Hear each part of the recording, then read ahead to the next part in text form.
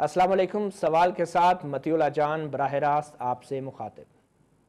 हमारे आइन में 17 तरमीम हो चुकी और हर तरमीम के बाद सूरत हाल बेहतर होने की बजाय ख़राब हुई। कभी इस्लाम और कुफर की जंग आइन के सफ़ात पर लड़ी गई तो कभी फ़ौज और सियासतदानों के दरमियान इक़्तिदार की कशमकश ने ऐसी खिचड़ी बनाई जो हमें आज तक हज़म ना हो सकी। जब भी सियासी हुकूमत आई तो कहा गया कि मुंतखब वज़ीर आज़म को ही मुख्तार कुल होना चाहिए, तमाम अख्तियारात उनके पास होने चाहिए। मगर बदकिस्मती से तमाम जर्नैल सदूर ने अख्तियारात अपने पास रख लिए और बढ़ा लिए। इसके बावजूद जब हम देखते हैं कि फ़ौजी अदालतों ने और जज साहिबान ने फ़ौजी वर्दियाँ इस्त्री की और पार्लियामेंट ने क्या किया, रबर स्टैंप किया उन तमाम कवानीन और अहकामात को जो फ़ौजी जर्नैल जारी करते रहे।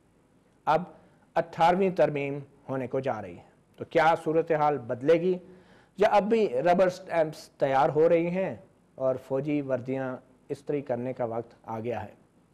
इस तमाम सूरत हाल पर बात करने के लिए और इन सवालात के जवाब हासिल करने के लिए हमने मदऊ किया है आज अपने स्टूडियोज़ में जनाब एजाजुल हक जो वफाकी वज़ीर हैं, साबिक़ वफाकी वज़ीर हैं। हमारे साथ दूसरे मेहमान भी शरीक होंगे, जनाब एहसन इकबाल जो सीनियर लीडर हैं पाकिस्तान मुस्लिम लीग नवाज़ के, अभी थोड़ी देर में वो भी हमारी गुफ्तगू में शामिल हो जाएंगे। और इनके अलावा महरीन अनवर राजा हैं जो वज़ीर मुमलिकत बराए कानून हैं, वो भी हमारे साथ गुफ्तगू में शामिल होंगी। एजाजुल हक साहब, हम देख रहे हैं कि आइनी तरमीम की बात हो रही है, सूबाई खुद मुख्तारी की बात हो रही है, अफवाज पाकिस्तान के सरबराहान की तैनाती की बात हो रही है, तो क्या आप समझते हैं कि इस आइनी तरमीम में कौमी सलामती के भी कुछ अहम मसाइल हैं और क्या फ़ौज की रजामंदी या उनका मशवरा भी इसमें शामिल है? देखें, आइनी तरमीम जो है वो तो मैं समझता हूँ होनी चाहिए। इसमें कुछ पहलू जो हैं वो मुल्क को बेहतरी की तरफ लेकर जा रहे हैं और कुछ पहलू जो हैं वो भी कंट्रोवर्शियल हैं।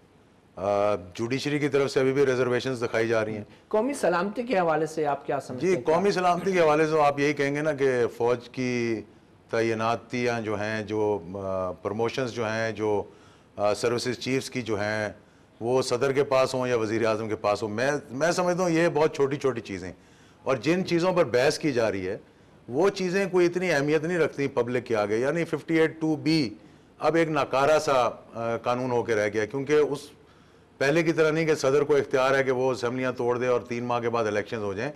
अब तो असेंबलियाँ तोड़ने के बाद 15 दिन के अंदर अंदर आपको रिजू करना पड़ता है सुप्रीम कोर्ट से, और सुप्रीम कोर्ट 30 दिन के अंदर अंदर फैसला करेगा। बज़ाहिर आपको कोई एतराज़ नहीं अगर सदर जरदारी के पास ये अख्तियार रह जाते हैं? जी, कोई फ़र्क नहीं पड़ रहा था। हम एक मुख्तसर ब्रेक लेते हैं एजाजुल हक साहब, और जब ब्रेक से वापस आएंगे तो हमारी गुफ्तगू में शामिल होंगे एहसन इकबाल साहब और महरीन अनवर राजा, एक मुख्तसर वक्फे के बाद।